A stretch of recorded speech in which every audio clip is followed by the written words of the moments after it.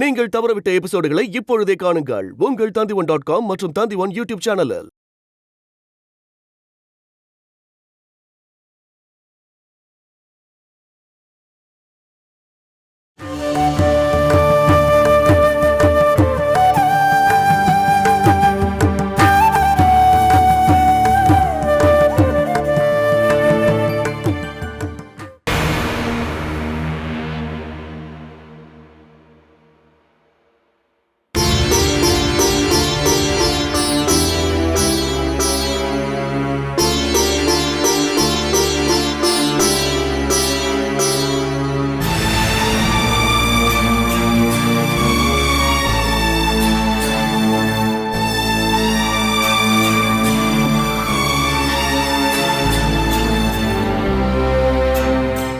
என்ன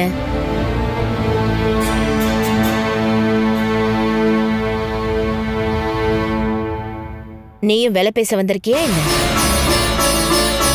அப்படின்னா அது என்னன்னு சொல்லு. உன் உயிரை எடுத்தாதான் இங்க இருக்கிறவங்க எல்லாம் சந்தோஷப்படுவாங்க. அப்படி பண்ணாதான் சில சமயத்துல நல்லதுன்னு எனக்கு தோணுது. எங்கேயாவது போயிடுறேம்மா. எங்க போவ? நீ போகிறதுக்கு எங்க இடம் இருக்கு? அப்படி உனக்கு போகிறதுக்கு எங்கேயாவது இடம் இருந்தா நான் உன்னை இங்க கூட்டிட்டு வந்திருப்பேனா என்ன? உனக்கு அப்படி போகிறதுக்கு இடம் இருந்திருந்தா என் பசங்க எல்லாரையும் நான் எதிர்த்துக்கிட்டு உன்னை இங்க தங்க வைக்க வேண்டிய அவசியம் எனக்கு என்ன இருக்கு சொல்லு. இந்த வீட்டை விட்டு போனா அசோகன் அவ காப்பாத்த முடியும்ல? நீ நினைச்சா மட்டும் அசோகனை காப்பாத்த முடியுமா என்ன?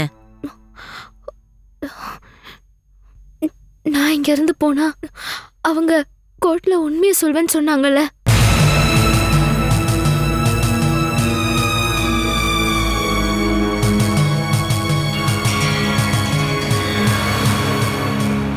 ஒருத்தர் விட்டு கொடுத்துதான் என் பசங்க நல்லது கத்துக்கணும்னு அவசியம் இல்ல.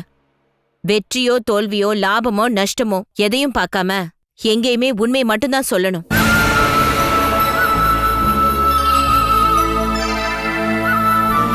நான் என் பசங்களுக்கு சின்ன வயசுல இருந்தே அப்படிதான் சொல்லி கொடுத்திருக்கேன்.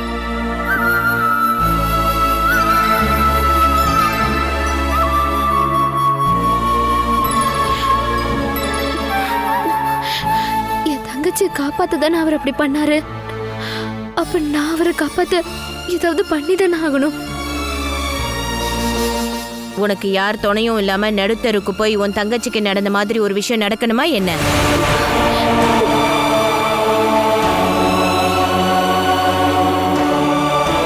அசோகனை காப்பாத்த ஒரு நல்ல வக்கீல் என்னால பார்க்க முடியும். ஆனா உன்னை யாரு காப்பாத்துவாங்க?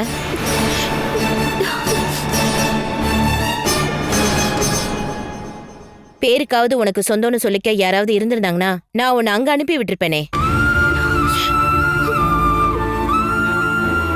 அது இல்லைன்னு தெரிஞ்சதுனாலதான் நான் என் வீட்டுக்கு உன்னை கூட்டிட்டு வந்தேன். நான் தானே உன்னை என் வீட்டுக்கு கூட்டிட்டு வந்தேன். அதனால நீ எப்போ எங்க போகணும்னு நான் தான் சொல்லுவேன். புரியுதா?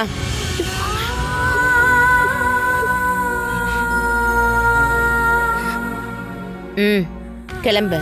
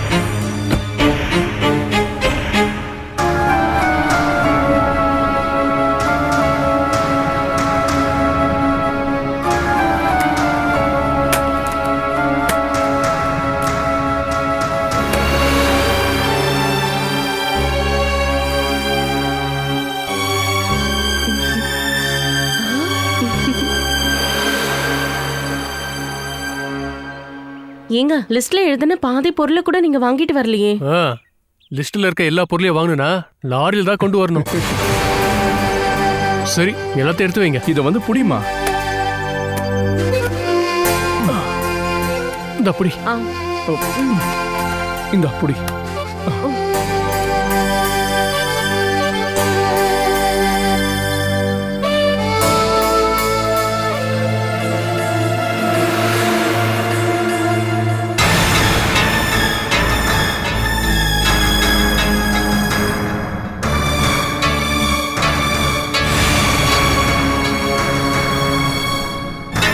மகி, எதுக்காக இதெல்லாம் வாங்கிட்டு வந்திருக்க?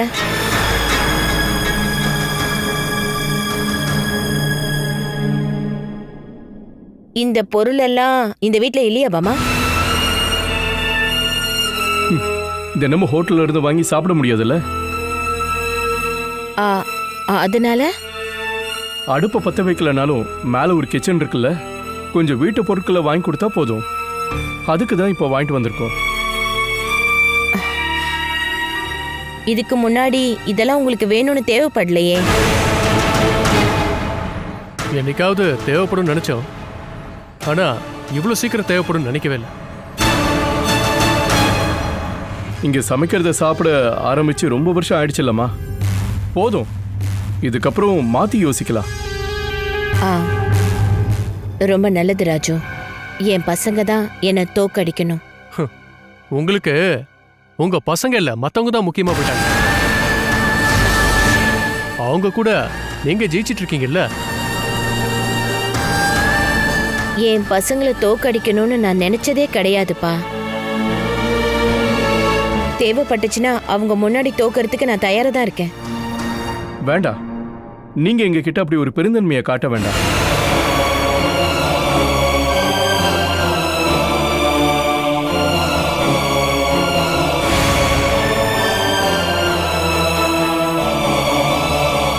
இதை எல்லாத்தையும் எதுக்காக வாங்கிட்டு வந்தீங்க பாமா? நீ தானே என்னோட மூத்த மருமக, அதனால தான் நான் கேட்குறேன். இங்க இருக்க சமையல் கட்டை ரெண்டாக்கிறதுக்கு அப்படி என்ன பிரச்சனைங்க நடந்தது? நான் எந்த விதமான முடிவும் எடுக்கவே இல்லை. என் மருமக கிட்ட நான் சண்டை போட்டது கிடையாது. அவங்க சுதந்திரத்துக்கும் அவங்க விருப்பத்துக்கும் நான் தடையா நின்னதே கிடையாது.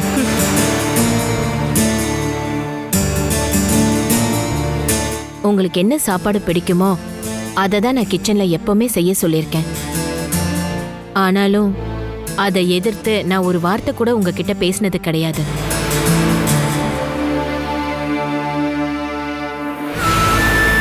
காரணம், உங்க ரெண்டு பேரையுமே நான் என்னோட பொண்ணுங்களா தான் நினைக்கிறேன்.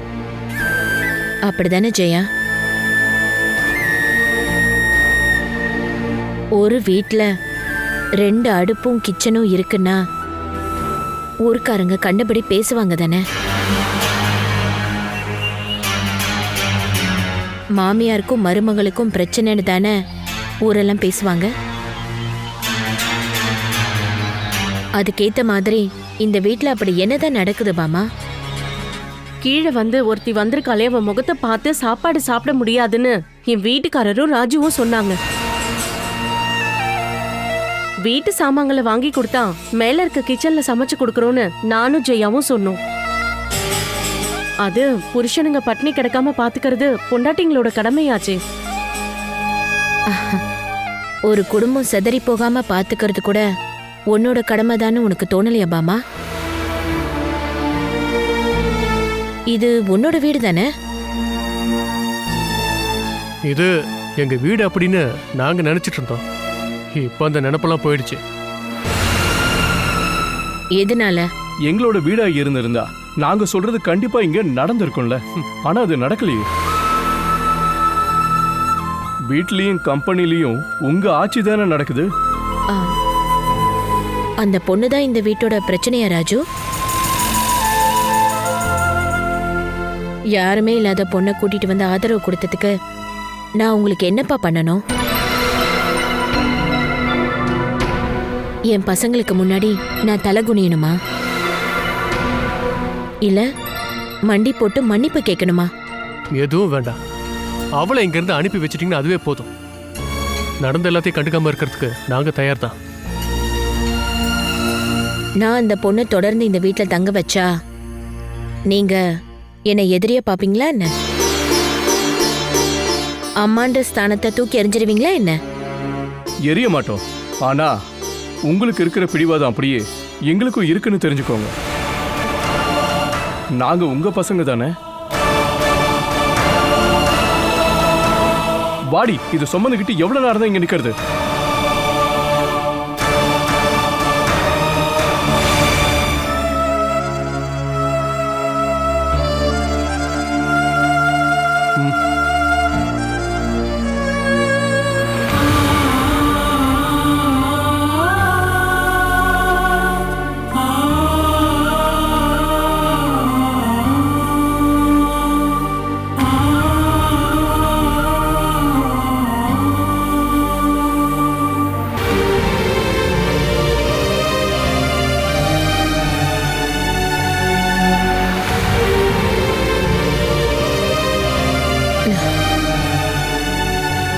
என்னாச்சு லக்ஷ்மி? விஷயம் எந்த அளவுக்கு போயிட்டு இருக்குன்னு உங்களுக்கு தெரியுமா? விஷயம் என்னன்னு சொல்லு. பசங்க கிச்சனுக்கு தேவையான பொருட்கள் எல்லாம் வாங்கிட்டு வந்திருக்காங்க. அவங்க இதுக்கப்புறம் தனியா சமைச்சு தனியா சாப்பிட்டுக்கிறேன்னு சொல்றாங்க. இப்ப அதுக்கு என்ன லக்ஷ்மி? அவங்களுக்கு தேவையானதை தானே அவங்க வாங்கிட்டு வந்திருக்காங்க. அதுக்கு எதுக்கு இவ்வளவு கவலைப்படுற? நான் இத்தனை நாளா அவங்கள பொத்தி பொத்தி பார்த்து வளர்த்து நல்ல பசங்களா அவங்கள வளர்த்துட்டு வந்தேனா, டக்குன்னு ஒரு நாள் 3 பசங்களையும் தான் கைக்குள்ளேயே வச்சு வளர்க்கணும்னு நீ நினைச்சதுதான் லக்ஷ்மி இந்த அளவுக்கு வந்திருக்கு. அவங்க சுதந்திரமா பறக்கணும்னு நினைக்கிற வரைக்கும் தான் உன்னோட பாதுகாப்பு தேவை. அதுக்கப்புறம் நீயே அவங்கள பிரிச்சு விட்டுடணும். இருந்தாலும் ஒரே நாள்ல இந்த கிச்சனையும் வேண்டான்ட்டாங்க. அவங்க தனியா சமைச்சு சாப்பிட்டுக்கிறாங்களாம். இப்படிதான் அவங்க என்கிட்ட சண்டை போடணுமா என்ன? பெத்த அம்மா எனக்கு வேண்டான்னு சொல்றதுக்கு அர்த்தம் தானம்மா இது? அப்படின்னு யார் சொன்னாங்க லக்ஷ்மி? இது எல்லாத்தையும் நீ முன்னாடியே செஞ்சிருக்கணும்னு தான் நான் சொல்ல வரேன். நம்ம மகிக்கு 38 வயசாயிடுச்சு. அவனுக்குன்னு பொண்டாட்டி பிள்ளைங்கெல்லாம் இருக்காங்க. அவனுக்கும் அவனை சேர்ந்தவங்களுக்கும் இதுக்கு மேலேயும் நீ சமைச்சு போடணும்னு அவசியம் ஏதாவது இருக்கா? ராஜுவுக்கும் பொண்டாட்டி குழந்தைங்க இருக்காங்க. எல்லாரையும் இழுத்து பிடிச்சி நிறுத்துற காலம் எப்போவோ போயிடுச்சு. எப்படி இருந்தாலும் அவங்களுக்கு சொந்தமா ஒரு கிச்சனும் டைனிங் டேபிளும் வேணும்ல. உன் புத்திசாலித்தனத்தினால அவங்க எல்லாரையும் உன் கிச்சன்ல சமைச்சதை டைனிங் டேபிள்ல உட்கார வச்சு சாப்பாடு போட்டிருக்க. இப்ப அவங்க தேவையை நிறைவேற்றிக்க பாக்குறாங்க. அதுல என்ன தப்பு இருக்கு? என்னோட சமையல் ரூமா? அம்மா, நீங்களும் அதே மாதிரி சொல்றீங்க? இது எல்லாமே அவங்களோட தானே. அவங்களுக்கு பிடிச்ச சாப்பாட்டை தானே நான் சமைச்சு அங்க பரிமாறி இருக்கேன். அதெல்லாம் இல்லைன்னு சொல்ல முடியாது லக்ஷ்மி. இந்த குடும்பத்தை நீதான் நடத்திட்டு வரேன்னு எல்லாருக்குமே தெரியும். மகிக்கும் ராஜுவுக்கும் குடும்பம்னு ஒண்ணு இருக்குல்ல. இனி அவங்க குடும்பத்தை அவங்க பார்க்கட்டும்.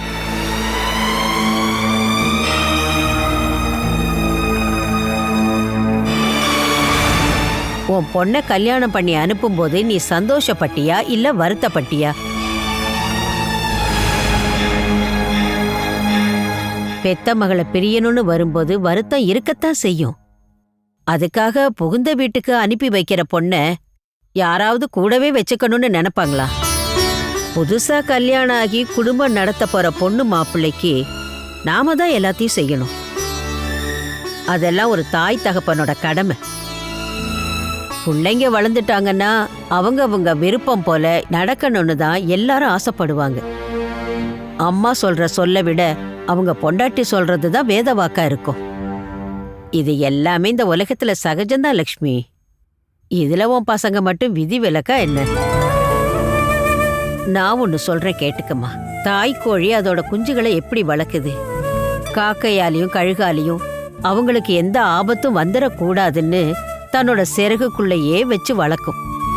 அதுங்க வளர்ந்து தனியா இரை தேடுற அளவுக்கு வந்ததுக்கு அப்புறம்தான் அதுங்களை தனியா பிரிச்சு அனுப்பிடும். அதுக்கப்புறம் அவங்க விருப்பம்தான். எத்தனையோ வருஷங்களா உலகத்துல இப்படித்தாமா நடந்துகிட்டு இருக்கு. அதை விட்டுட்டு அவங்க உன் விருப்பப்படி நடக்கணும்னு நினைக்காத.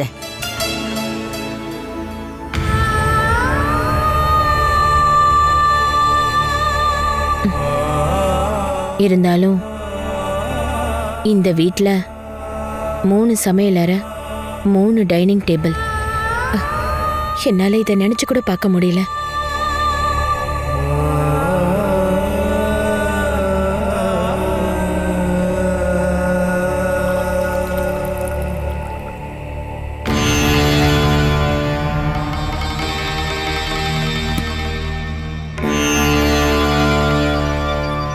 மகியும் ராஜுவும் விருப்பப்பட்டாங்கன்னா அவங்களுக்குன்னு தனி வீடு கொடுக்கணும்.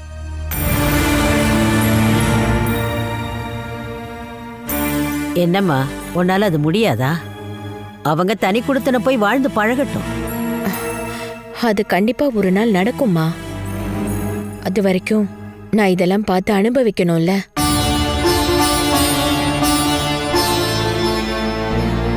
இதுதான் அம்மா பிள்ளைங்க பாசமா. இவங்களுக்காக தான் நான் இத்தனை வருஷமா என் உயிரை விட்டு கஷ்டப்பட்டேன்.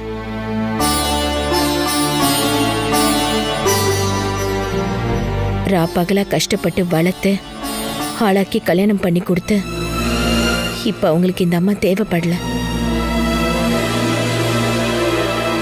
ஒரே ஒரு நாள்ல நான் அவங்களுக்கு எதிரி ஆயிட்டேன். இது ஒரே நாள்ல நடந்த சம்பவம்னு நீ நினைக்கிறிய லட்சுமி? இந்த விஷயம் எல்லாம் யாருக்கும் தெரியாம ரொம்ப காலமா இங்க நடந்துகிட்டு இருக்கு. நீ பொறுமையா அமைதியா இருந்ததுனால அதை கவனிக்கலன்னு நினைக்கிறேன். விஷயம் இவ்வளவு பெருசானதுனால இந்த விஷயம் எல்லாத்தையும் உன்னால தாங்கிக்க முடியல. இங்க இவ்வளவு நாளும் நடந்ததெல்லாம் இப்போ உனக்கு தெரிஞ்சிருக்குமே. என் பசங்க என்கிட்ட எல்லாத்தையும் மறைச்சு வச்சுட்டு தான் என் பசங்க என்கிட்ட பேசி பழகுனாங்களா? என்னால அதை கொஞ்சம் கூட நம்பவே முடியலம்மா. நம்பிதான் ஆகணும் லக்ஷ்மி. சில விஷயங்கள் யதார்த்தமா இருந்தாலும் அதை நம்ம ஏத்துக்கிட்டு தான் ஆகணும். என் புருஷனோட சடலத்தை கொண்டு வந்து நான் எரிச்சதுனால அவங்க கிட்ட நான் மன்னிப்பு கேட்டிருந்தா என் பசங்க என்கிட்ட பழைய மாதிரி பேசியிருப்பாங்கல்ல. யாருமே இல்லாத பொண்ண இங்க இருந்து அடிச்சு துரத்தி விட்டுட்டேன்னா என் பசங்க முன்ன மாதிரி என்கிட்ட பாசத்தையும் அன்பையும் காட்டுவாங்கல்ல. அப்படி பண்ணலனா இந்த அம்மா அவங்களுக்கு எதிரி.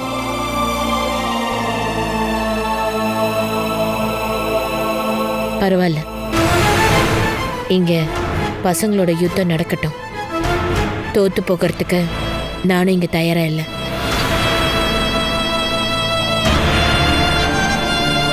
பசங்க சொல்ற எல்லாத்தையும் கேட்டுக்கிட்டு அப்படியே இருக்க என்னால கண்டிப்பா முடியாது.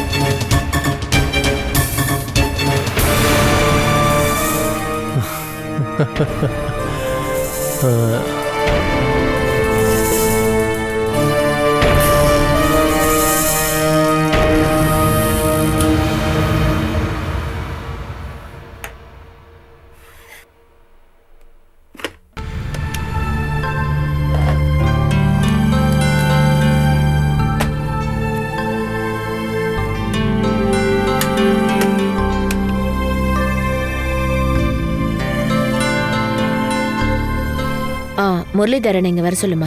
முரளி சார் இன்னும் வரல மேடம். இன்னைக்கு என்ன அவரு லீவா? தெரியல மேடம், அவர் இன்னும் கால் பண்ணல. நான் பேசிக்கிறேன். Okay madam.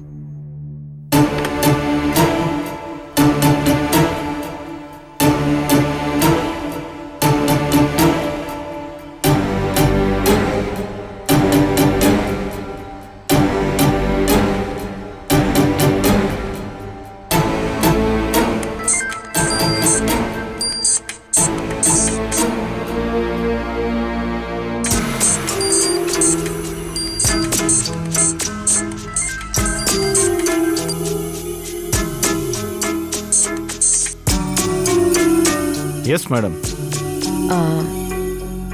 இப்ப டைம் என்ன ஆகுது முரளி? அது வந்து மேடம், நீங்க ஏன் இன்னைக்கு ஆபீஸ்க்கு வரல? இன்னைக்கும் நான் வரமாட்டேன்னு நினைச்சீங்களா? இங்க பாருங்க முரளி, இந்த ஆபீஸ்க்கு உங்களை நம்பி தான் நான் சில சமயம் லேட்டா வரேன், சில சமயம் ஆபீஸ்க்கே வரதில்ல. ஆனா நீங்க நினைச்ச நேரத்துக்கு தான் ஆபீஸ்க்கு வருவீங்களா என்ன? நான் வராததுக்கு காரணம் வேற எதுவும் இல்லை மேடம். மகேந்திரன் சார் எனக்கு ஒரு வாய்ப்பு கொடுத்துருக்காரு. வாய்ப்பு கொடுத்துருக்காரா? ஒன்று லாங் லீவ் எடுத்து தள்ளி நிற்கணும், இல்லைன்னா வேலையை விட்டே போயிடணும். இதில் ஏதாவது ஒன்று பண்ண மகேந்திரன் சார் என்னை கட்டாயப்படுத்தி சம்மதிக்க வச்சார். அது ஒரு வாய்ப்புன்னு சொல்லாமல் நான் வேற என்னன்னு மேடம் சொல்கிறது? என்ன விஷயம்னு உங்ககிட்ட சொன்னான் அவன்? அதை பற்றி எதுவும் சொல்லலை. அப்புறம் என்ன காரணம்னு உங்களுக்கே நல்லா தெரியுமே மேடம். இந்த விஷயத்த நீங்க ஏன் நேத்தே என்கிட்ட சொல்லல முரளி? உங்களுக்கு ஏற்கனவே நிறைய பிரச்சனை இருக்குன்னு தெரியும் மேடம். எல்லாமே முடியட்டும்னு நினைச்சேன் மேடம். என்னோட டென்ஷன் போற வரைக்கும் கம்பெனி அனாதையா போட்டுன்னு நினைச்சிட்டீங்களா என்ன? இதுதான் உங்களோட பொறுப்பா முரளி? Sorry madam. அது சரி, நீங்க என்ன முடிவு எடுத்திருக்கீங்க முரளி? நீங்க என்ன சொல்றீங்களோ செய்யறேன். அப்படின்னா உடனே ஆபீஸ்க்கு வந்து வேலையை பாருங்க. ஒரு 2 நாள் கழிச்சு வரேன் மேடம். மகேந்திரன் சார் கோவம் கொஞ்சம் தனியட்டும் மேடம். யாரையும் கோவப்படுத்த நான் விரும்பல மேடம். உங்க விருப்பம்லாம் நடந்து முடிஞ்சதுக்கு அப்புறம் தான் இங்க வந்து வேலை நடக்கணுமா என்ன? அது வரைக்கும் நான் கம்பெனியை பூட்டி வைக்கணுமா? உங்களுக்கு ஒரு பாஸ் இருந்தா போதும். ஒன்னு இப்ப பேசிட்டு இருக்காளே விஜயலட்சுமி, இன்னொன்னு மிஸ்டர் மகேந்திரன். யார் பேச்ச கேட்கணும்னு நீங்களே முடிவெடுத்துக்கலாம். உடனே எனக்கு பதில் சொல்லுங்க. நான் உடனே வரேன் மேடம்.